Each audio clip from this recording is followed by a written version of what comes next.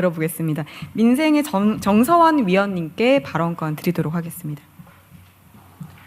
네, 안녕하세요. 민생분과 정서원입니다. 사실 제가 이제 메가특구 관련해서 늘 지역과 관련해서 어떤 특구를 조성해서 해야 된다라고 하는 이야기들도 많이 들리고 어떤 의견을 드리는 게 좋을까 하는 생각을 하다가 사실 규제합리화위원회 위촉이 되고 나서 주변에 있는 청년 동료들에게 규제합리화위원회에서 어떤 제안을 해야 된다면 어떤 이야기들을 해야 될까라고 했을 때 거기는 어쨌든 기업의 어떤 이해관계들, 그러니까 빠른 어떤 산업 성장을 위해서 우리 사회가 빠르게 대응해야 될 사안들에 대해서 규제를 논의하는 거 아니냐라고 하는 이야기들을 많이 들었습니다. 근데 사실 우리 전체 방향에서 보면 국민들과 함께 가는 규제라고 하는 측면에서 볼 때 산업이 발전하는 과정에 이 특구로 지정된 곳은 지역에서 살고 있는 사람들의 삶의 터전이기도 하잖아요. 그래서 이 산업과 관련된 규제가 예를 들면 그 지역에 살고 있는 국민들과 함께 같은 이해도 안에서 함께 들여다보는 과정으로 가게 하려면 어떻게 해야 될까 이런 고민들이 사실은 들었던 것 같습니다.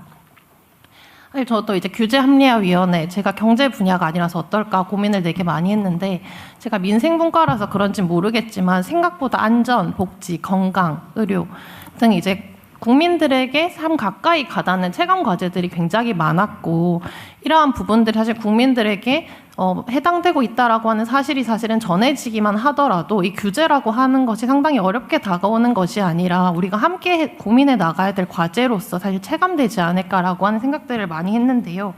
이런 측면에서 사실 바라봤을 때 이번 저희 전체 회의 안건도 그렇고 이전에 진행이 되었던 2차례의 규제와 관련된 회의가 있는 걸로 확인을 했었습니다. 근데 주로 이제 산업과 관련된 어떻게 좀 규제를 확실하게 완화해서 새로운 영역으로서 발전을 꾀할까라고 하는 이야기와 비슷한 정도의 무게감으로 우리 사회가 예를 들면 지역에서 청년이 살 때 급여를 300에서 500만 원을 올리기 위해서 대기업이나 혹은 큰 산업을 유치하자라고 하는 이야기와 더불어서 이야기보다는 예를 들면 지역에서 내가 300만 원을 벌고 살아도 지역에서 내가 최소한 100만 원만 써도 살 수 있을 정도로 보장을 해주기 때문에 지역에 살아도 충분히 괜찮다라고 하는 어떤 기준, 적정한 삶에 대한 기준들을 가지고 혹은 이제 의료, 돌봄, 안전, 복지 등의 영역에서 우리가 메가특구에 대한 논의를 할 때 사실 산업에서는 되게 획기적으로 해나가야 된다라고 하는 메가라고 하는 키워드가 되게 쉽게 나오는데 우리 국민들의 삶의 전반적 보편적 권리나 수준을 높이는 논의에서는 메가, 짜르 약간 이런 형태의 어떤 획기적인 전환을 해보자라고 하는 선언이 많이 언급이 되지 않는 것 같아서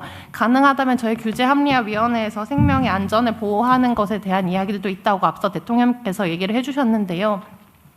산업에 대한 발전과 더불어서 삶의 전반의 어떤 사람들의 안전한 수준들도 같이 높일 수 있는 형태의 이야기들로 다음 안건에서는 산업 규제와 더불어서 어떤 민생에 가까이 체감되는 주제가 주요 안건으로 다뤄져서 이야기가 되면 좋겠다라고 하는 의견을 드리고 싶었습니다. 네, 매우 중요한 지적을 해주신 것 같아요. 이게 이제 저 같은 공직자들 입장에서 제일 우려되는 게 그런 거죠. 예를 들면 산업 경제적 필요에 의해서 어떤 규제를 대폭 완화했는데 그게 생명 안전을 위협하는 상황이 발생하고 실제 그게 현실화됐을 때는 아마 역사에 남는 아주 최악의 대통령으로 기록될 수도 있죠.